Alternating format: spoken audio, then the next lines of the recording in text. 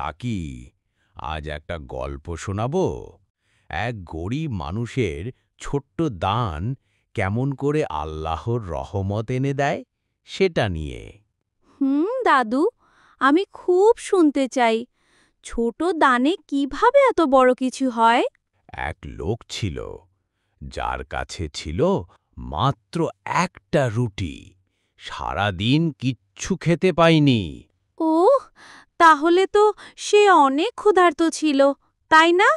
ঠিক তাই, কিন্তু ঠিক তখন একজন ভিখারি এসে বলল, মাই, একটু খাবার দিন, অনেক ক্ষুধা লেগেছে। উনি কি রুটি দিয়ে দিল? হ্যাঁ, একটুও না ভেবে নিজের একমাত্র রুটিটা দিয়ে দিল। আর সেই রাতে সে না খেয়েই ঘুমিয়ে পড়ল।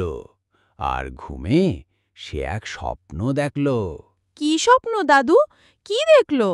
সে দেখল ফেরেশতারা তার আমল মাপছে। এক পাশে সব গুনাহ, অন্য পাশে কিছুই নেই।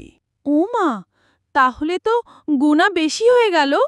ঠিক তখনই সেই ছোট্ট রুটিটা এসে ওজনের পাল্লায় পড়ল, আর গুনাহের পাল্লা হালকা হয়ে গেল। সত্যি? একটা রুটি? হ্যাঁ, তা কি? আল্লাহ তখন বললেন, তুমি আমার জন্য যা করেছ, আমি তা অপচয় করিনি। দাদু, তাহলে ছোট ভালো কাজও আল্লাহ খুব পছন্দ করেন? অবশ্যই তা কি?